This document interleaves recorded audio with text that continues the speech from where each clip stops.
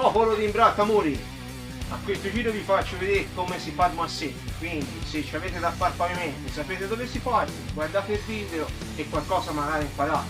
Però, come al solito, iscrivetevi al canale, attivate la campanella perché chi non lo fa resta un manovale tutta la vita.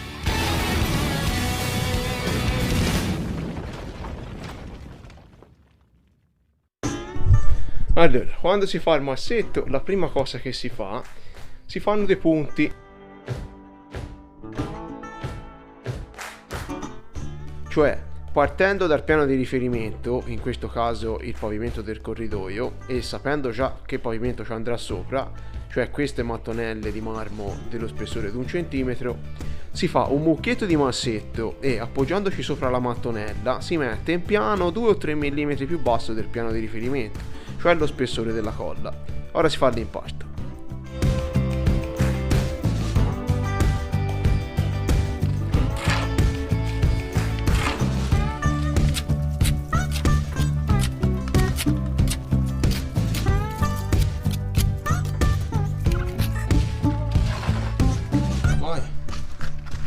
Si impasta così fino a che la consistenza non è questa. Poi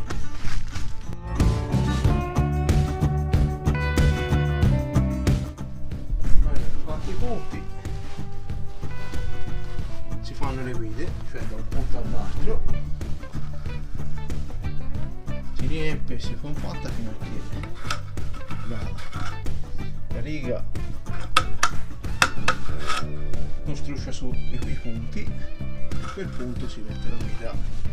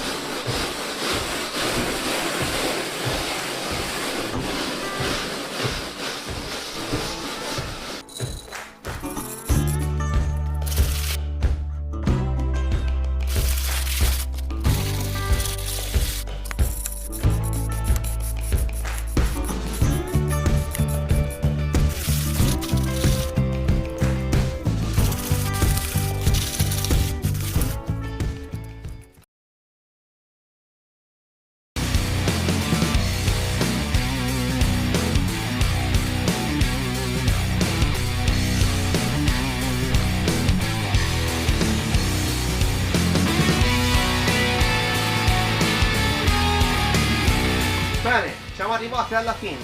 Spero di avervi dato qualche consiglio utile.